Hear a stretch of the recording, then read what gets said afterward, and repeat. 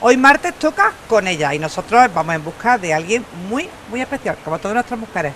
Ahora les dejamos con Matilde Cabello.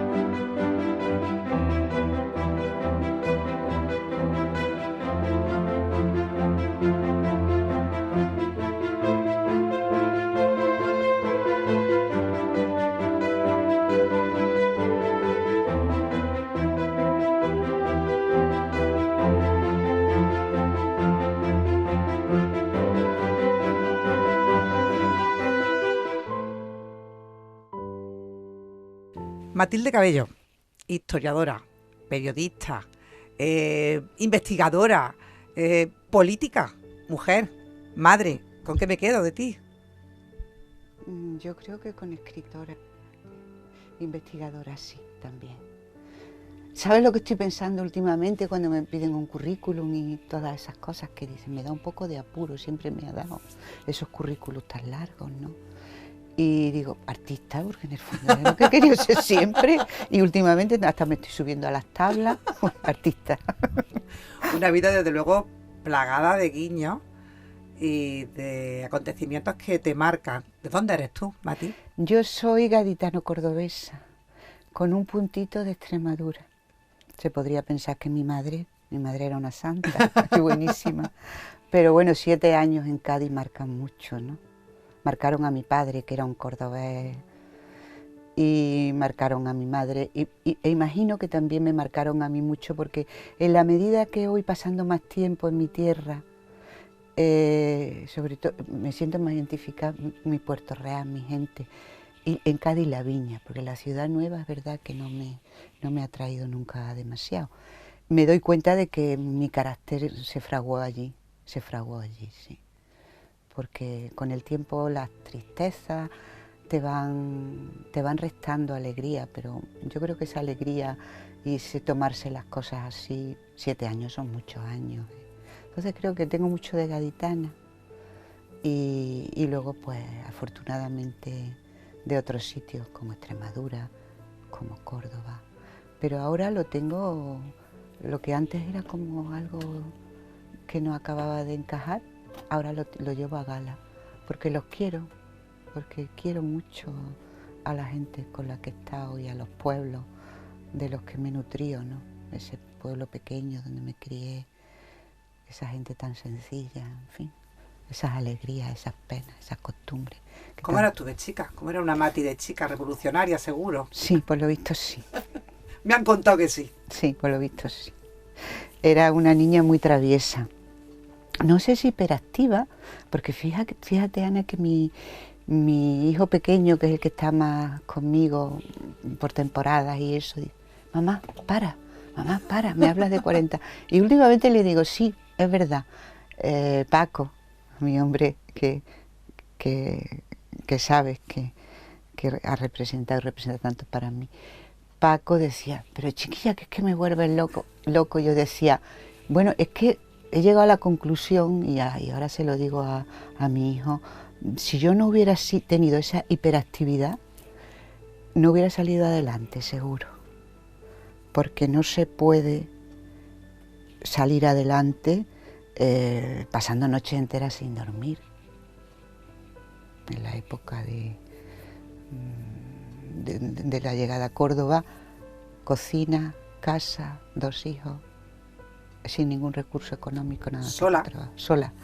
Sola, completamente sola, porque mis padres no estaban. Entonces, a mí muchas veces cuando se habla de madres solas, ¿no? Creo que se debería distinguir entre madres completamente solas, sin esa compensatoria, sin esa alimenticia, porque se da por hecho que, yo me separé muy joven, se da por hecho que, bueno, soy divorciada, pues tendrá el dinero de por lo menos la alimenticia de los niños. No, yo no. yo no tuve nada, nada más que mis manos y mi máquina de escribir, que entonces era una máquina, mi fa, y también es verdad que gente que apostó muy firme por mí y a la que le estaré eternamente agradecida. Y grandes amigas y grandes amigos. ¿Cómo empiezan las letras a enamorar a Matilde Cabello? Creo que era de siempre. Y últimamente ya, claro, analizo mucho, sabes que soy muy carnavalera. No me pierdo un carnaval, pero bueno, últimamente analizo mucho, porque me encanta el carnaval y la copla, y, en fin. Y fíjate que me da la sensación de que también me influyó Cádiz en eso, Cádiz y mi madre. Yo empiezo a amar la palabra cantando de chica, porque ya de hecho yo quería ser artista. Entonces me enamoró la palabra porque a mí me gustaba la copla. Supongo que porque tengo mi padre, más que nada, creo que más que recuerdos, mi padre, de las fiestas de la primavera de Cádiz. Él contaba que se celebraban mucho y que íbamos a ver las cabalgatas. En mi casa yo recuerdo a mi padre y a mi madre bromeando y cantando los duros antiguos y algunas letrillas que se sabían de los carnavales de Cádiz. Y mi madre era muy coplera, mi madre todas las coplas de Julio Romero, como buena cordobesa, en Extremadura las cantaba. Entonces, yo a veces, como quería ser artista, hacía teatro en los corralones de Extremadura, de las puertas grandes, los corralones. Entonces nosotros nos metíamos en el corralón, nos cobrábamos una gorda. Y, había que sacarle rentabilidad. Hombre, claro, íbamos con nuestra caja de cartón, que un día me pilló mi padre con un traje de gitana arrastrando la caja. Y bueno, yo recuerdo el castigo, porque él no era de pegar. Ahora explícalo. Y se lo contaba a mi madre muy enfadado, que he visto a la niña que parecía una titiritera. Entonces yo eso lo hacía. Entonces la palabra estaba ahí. También recuerdo que versionaba las canciones, yo no me conformaba con cantarlas. Entonces, en algunos estrenos que teníamos, te estoy hablando de 8 años, 10 años, 11 años, en algunos estrenos yo estrenaba mi versión de Barquerito de Lora, barquero mío, que no se me va a olvidar en la vida. Eran canciones muy blancas, y bueno, son muchos recuerdos. Entonces yo las versionaba, las escribía y las cantaba. Y con la copla es verdad que el oído, que hace falta para el verso y para todo, creo yo, porque la música de la palabra no tiene que estar solo en la poesía. Pues yo creo que ello viene de allí, ¿no? Y además esa afición por el artisteo, de pintarme, ya ves tú, una niña con unos tacones. Tengo heridas y cicatrices por todos lados y una de ellas es por unos tacones, que con mis tacones me subía a los sitios y me caí, me hizo una herida tremenda. Era una niña muy traviesa, pero muy artista. Mira, te cuento. El Teatro Thalía, que a ti no te sonará porque eres muy La joven. verdad que no. Era un teatro ambulante que iba por los pueblos. Y había un señor, cuyo nombre no recuerdo, elegante, a mí me recuerda mucho Fernando Fernán Gómez, en esas películas que tiene con Sacristán. Era un hombre elegantísimo. Y ellos llegaban allí con una roulotte de las de la época, serían los años 60 y tantos, sí, yo era chica todavía. Y recuerdo que aquella tenía una niña que la tenían estudiando, pero en verano, cuando venían en las fiestas de verano, venía. Y la ponían en el rodeo, montaban, cuando llegaba el circo, el Teatro Thalía, eso era maravilloso. Nos hicimos amigas. Entonces la niña empezó a venir mucho a casa, comía el tiempo que estaba allí, y yo pues estaba todo el día con la niña, chismorreando por ahí. Y hicimos amistad, mis padres hicieron amistad. Y entonces yo me acuerdo que venían, y cuando llegaba este señor, que yo sabía ya que era el director, le decía, no consigo acordarme del nombre, era Fernando o algo así. Y le llamaban de don, yo decía, mientras él estaba dirigiendo el montaje, yo decía, he hecho una copla nueva de no sé quién, se la canto, y decía el hombre, bueno, cántamela. Y ellos estaban montando su teatro, yo lo que quería era una oportunidad, pero nunca me la dieron. Estabas pidiendo tu oportunidad. Nunca me la dieron, nunca me la dieron. Entonces recuerdo aquello, ¿no? Que el hombre con mucha paciencia aguantaba mis cánticos y y bueno, y la hermosura del teatro, ¿no? De lo que ellos hacían, aquellos estudios uno. Yo creo que todo eso tiene que ver con la palabra y con el amor por la palabra, sí. Va evolucionando la palabra, tu vida, y tu vida te habla regular, Mati. No te habla tan bonito como a lo mejor tú soñabas. Sí, lo que pasa es que al final, como decía Santa Teresa, yo estuve en las Carmelitas, entonces eso te marca, también para bien. Y nosotras no sabíamos la vida de Santa Teresa enterita porque la leíamos en el comedor por turnos, como tú sabes que se hacía. Que Dios escribe derecho con renglones torcidos. Y esa es una frase, junto con otra que siempre tengo en mi escritorio.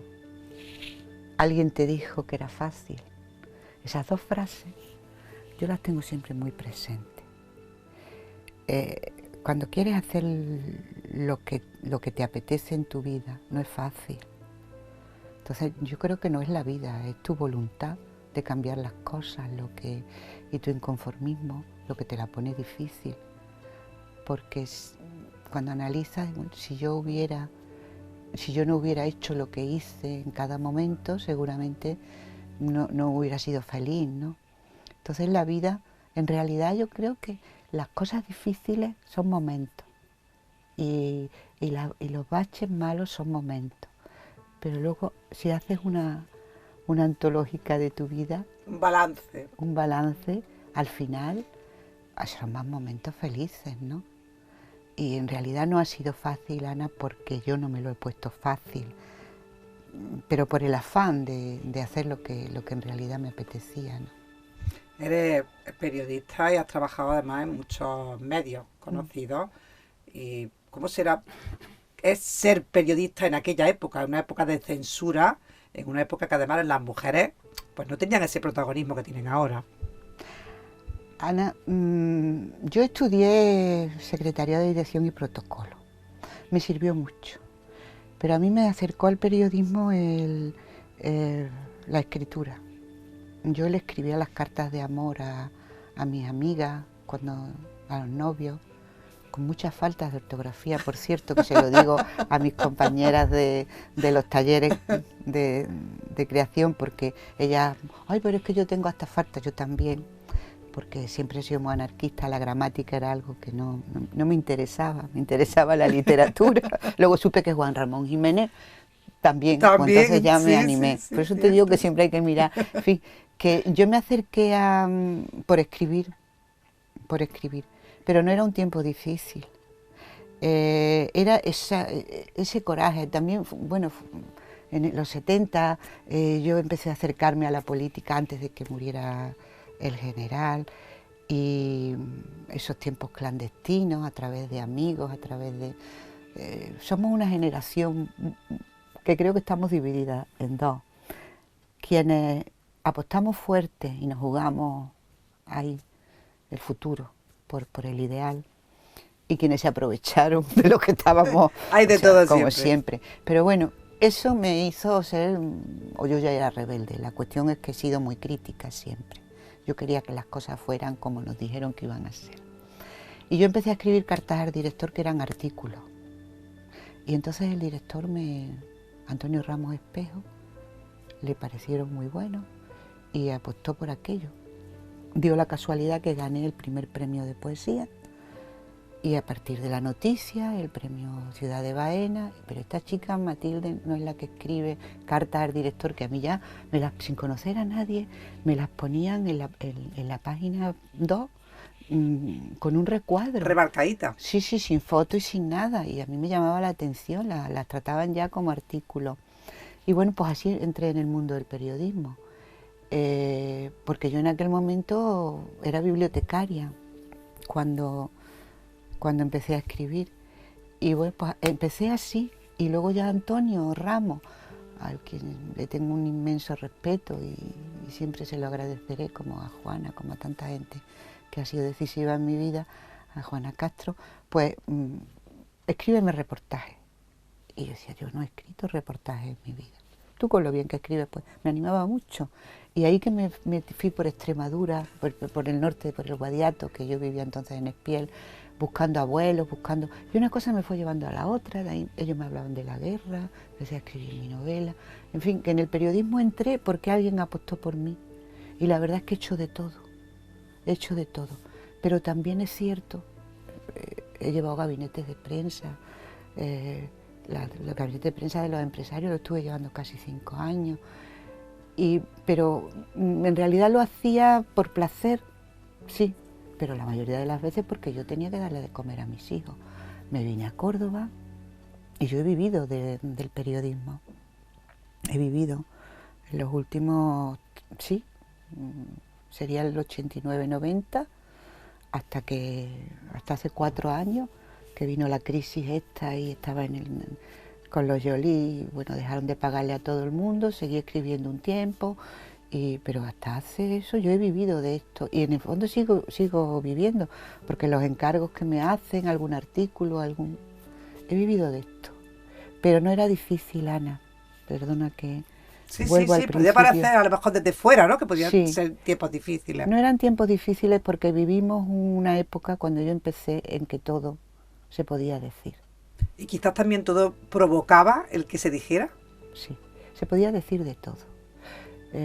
Siempre pienso, digo, debería recuperar los artículos de los años 90, pero creo que no me los publicarían, ¿no? Hacer sí, es verdad. Creo que no me los publicarían, porque además la idea mía, yo le decía muchas veces a Antonio Ramos, me he pasado, era criticar al poder, fuera quien fuera. Cuando empecé estaba Felipe González, pero luego entró Aznar y yo criticaba por igual a unos y a otros. Eso que en un principio era como un mérito, la objetividad que nos enseñaron, que evidentemente se ha perdido. Ya no hay censura, Ana. ¿Sabes lo que hay ahora? Ahora hay este sector, vamos a buscar gente afín y que nos venda. Son gabinetes de prensa en realidad, salvo honrosísimas excepciones o gente que se puede permitir ser crítica. Pero en aquel momento ser crítica era lo que, y como yo lo era, pues yo creo que de ahí el éxito que tenía lo que hacía, ¿no? Además sabía diferenciar entre mi entrevista, mis reportajes, mis artículos de opinión que para mí eran sagrados, ¿no? ¿Qué pasa? Pues que eso me costó más de un disgusto, evidentemente. Entonces, no con la política, porque yo ha habido un tiempo en que he dicho, a mí la gente de no sé qué me hizo, no. Con ciertos personajillos que siempre hay por ahí sueltos, ¿no? Yo creo que Eso es inevitable. Pero luego ya ha dejado, o sea, luego ya empieza la censura, ya empiezan también los problemas, ¿no? Porque yo con los Joly he tenido suerte también, cuando me fui del Córdoba, cuando llegaron los Joly me llamaron y me fui con ellos. Me fui con ellos porque me ofrecían un sueldo que nunca había cobrado. ¿Un sueldo digno? Un sueldo digno, ¿no? Sí, claro, ya estaban con colaboraciones, allí también, pero de cobrar 5.000 pesetas de la época por un artículo a que te pagaran 100 y pico por un artículo semanal y un reportaje, hay mucha diferencia. Y luego la censura.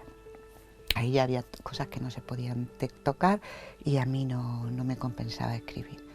Entonces, bueno, era un tiempo en que se pudo hacer.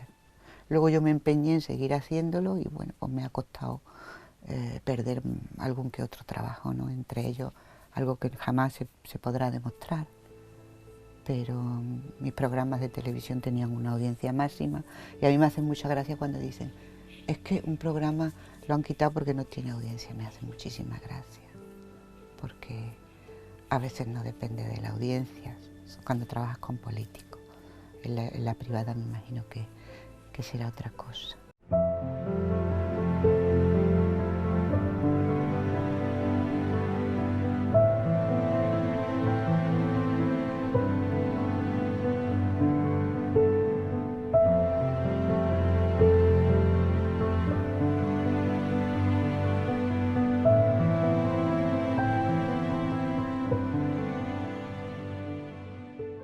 Mati, la poesía te lleva a la historia, al cuento, al relato.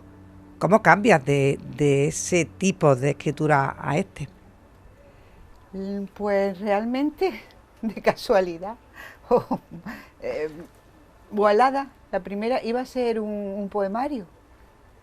Y fueron 5 años ahí, con la Boalada para arriba, Boalada para abajo, me daban traducciones, había tan poco escrito de ella, o nada, ¿no? Nada más que, bueno, había un par de mini biografías, los datos reales de, de Teresa Garulo, que la tengo en la bibliografía, pero realmente de ella era la amante de Isia. Fíjate que a mí esa historia me la había contado mi padre, porque mi padre me contaba todas las historias de Córdoba. Y, y decía que, bueno, la imagen que era muy mala porque el poeta se enamoró de ella y ella fue muy mala y lo dejó. Entonces yo decía, bueno, ¿por qué iba a ser así de mala ella? Bueno, pues, y quise escribir un poemario que además está inédito, y escribía poemas de Al-Ándalus y eso, que todavía está inédito. Y de pronto, sin saber qué iba a hacer con Gualada realmente, se me ocurrió la primera frase, salió del tirón, y es verdad que está a caballo, como tú bien sabes, es prosa poética. Pero el salto yo creo que lo di en los reportajes. Yo ya el salto de la poesía a la narrativa, el artículo de opinión es muy difícil, porque mucha gente hace crítica, y ahora crítica amable, que es lo que se lleva para que nadie se enfade. Pero los reportajes, yo creo que es que también habría que contar, ¿no? Y como opino que quien es capaz de escribir poesía, más o menos bien, lo demás, como decía Vicente Núñez, hacer ganchillo. Él hacía sonetos para hacer ganchillo. Pues ahí di el salto con Gualada. Y luego la novela primera que estaba escribiendo, del Pozo del Manzano, que era la historia familiar y tal, que luego se mezcla con las cosas que me contaban sobre la guerra civil en Córdoba.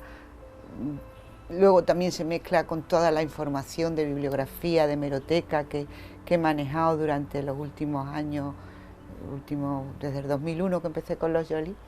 Empecé ya a manejar mucha hemeroteca para mis reportajes también, y todo se fue sumando surgió el libro de las parturientas y se aparcó la novela esta última.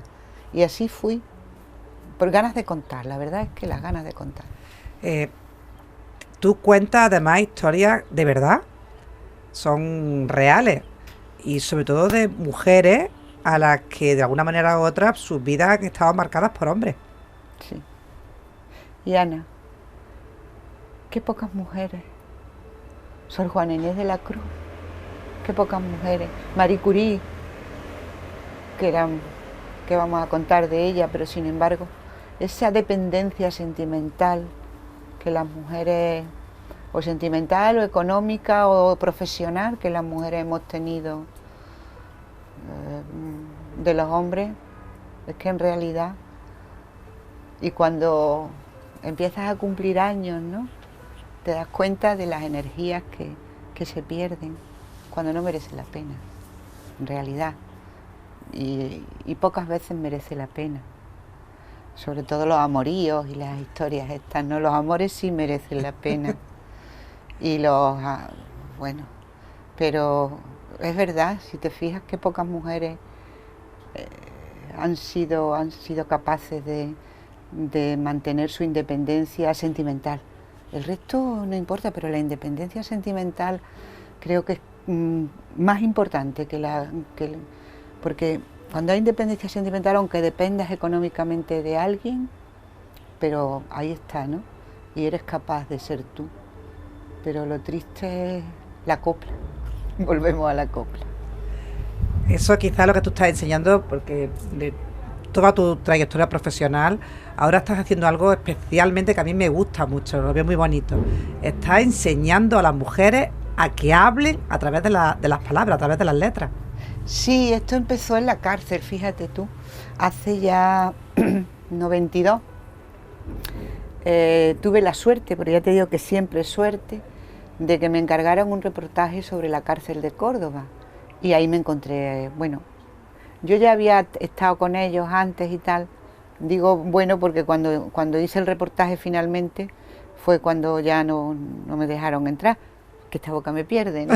Porque la verdad es que la situación era horrible y se esperaba que yo contara que estaban maravillosamente, y la verdad es que estaban en una cárcel que había aprobado Victoria Kent, aunque luego se dijera que se había inaugurado en los años 40 o 39, y una cárcel que estaba hecha para 100 mujeres, creo recordar, y estaban 400. Entonces yo conté lo que vi y aquello no me lo perdonaron.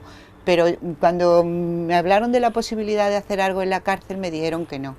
Entonces yo empecé a hacer actividades con Onda Escape, que era una emisora que había de los presos allí, con Onda Escape y con una revista que tenían, y entonces empecé a ir a verlo. Le organizaba recitales con Luis Medina, que vino, recuerdo, Luis Medina, Juana Castro, Pablo García Casado vino una vez, siendo todavía los niños de la facultad todavía, y yo le organizaba recitales, pero me iba mucho con las mujeres. Y algunas sabían escribir, ¿por qué no lo cuentas? Ahí empezó todo. Y luego ya, pues, cuando presidía el colectivo de escritoras y de poetas y escritoras, pensamos hacer algo así también con las mujeres y empecé a darlos, porque yo había estado en Cuba en la Feria del Libro, me invitaron y estuve allí, y entonces allí dimos ese curso y empecé a interesarme, cogí manuales con la experiencia que yo ya tenía, y bueno, pues empecé a darlos también y luego ya me los pidió la Junta de Andalucía, luego los di por mi cuenta, luego el ayuntamiento, pero son mayoría mujeres, que mucha gente me dice, pero no, de iniciación, y decía el director, nosotros ponemos de primer nivel, ¿a ti no te importa? Digo, no, es que son de primer nivel, es que profesores de literatura los hay buenísimos, yo lo que quiero es a decirle a la gente que pueden, de hecho se llamaban ¿y por qué no? Y realmente agradecidísima como con todo, porque he conocido a gente increíble, mayoría mujeres, aunque también hombres fascinantes, gente que escribe muy bien, pero y bueno, con una capacidad para contar, y lo pasamos muy bien y muy satisfecha con eso. Mati, por hacer un pequeño resumen, es muy difícil porque tu vida es larga, es plena y está llena de todo. Tienes una miajita de muchas cosas, un popurrí desde luego fantástico. El amor es algo que a ti te rodea siempre, el amor y el desamor. Pero en este caso nos vamos a quedar con el amor, el gran amor de tu vida, tu hombre, como tú dices. Mi hombre Paco sin duda. Por el momento, Paco Cerezo, por el momento de los dos. Porque tú sabes, ¿no? Muchas veces cuando ves que es ese alguien, es que es, decía mi cuñado, es que tú eres la mujer de Paco, es que tenías que ser tú, es que mientras más te conozco. También la casualidad en tu vida, también la suerte. Sí, la suerte. Hay un tema que escucho con mucho cariño y que en el duelo escuchaba casi a diario, que era Fue sin querer. Realmente fue eso, casualidad. Alguien que se acerca, que le dediques un libro porque te ha visto en la tele, porque le gusta y tú le firmas su libro, fue Igualada, y le regalé un libro de poemas. Casualidad que él fuera muy amigo de Vicente, yo también, de Vicente Núñez, y bueno, casualidades que veníamos de sitios muy comunes, de una generación, ¿no? Aunque era más joven que yo, pero... Y sí. Cádiz de fondo. Y Cádiz de fondo siempre. Cádiz de fondo siempre, porque él decía que era gaditano porque lo engendraron allí, ¿no? Y allí está en su caleta, y muy gaditano. Y además es verdad, tiene el espíritu gaditano, y Paco tenía la elegancia, la sobriedad, la sabiduría que tienen los cordobeses, porque Córdoba es mucha Córdoba. Y luego tenía ese espíritu libre y ese tomarse la vida como lo que es, nada, ¿no? Con la guasa que hace falta. Con la guasa, sí, pero también Cádiz, tengo la sensación de que se sabe eterna, siempre estuvo ahí, Y los gaditanos, desde el más culto al más culto en mares y en arenas ellos saben, viven en una ciudad que lo ha visto todo y ellos saben que todo es efímero, ¿no? Entonces Paco tenía ese sentido de lo efímero que tienen los gaditanos y que hay que ser alegre, que hay que vivirlo y que ahí era muy, muy gaditano, muy gaditano. Pero luego también haces memoria, ¿no? Y es lo que te decía, ¿no? El amor. Sí, el amor, nos engaña mucho con lo que tiene que ser el amor. La suerte de haber conocido el amor realmente, ¿no? Cuando ya puedes distinguir entre el amor, los amoríos, las pasiones, esto es amor. El amor es lo que tú estás contando, pero el amor también eres tú, indiscutiblemente. Eres una persona con muchísima luz y es una suerte siempre conocerte un poquito más y tenerte de cerca. Mati, la última reflexión. ¿Con qué me quedo yo de ti ahora? ¿Con qué quieres que la gente cuando vea esta charla que estamos teniendo, qué quieres que se lleve de Mati, de Matilde Cabello? Pues el agradecimiento por quererme tanto, porque me siento muy querida. En Córdoba me siento muy, muy querida.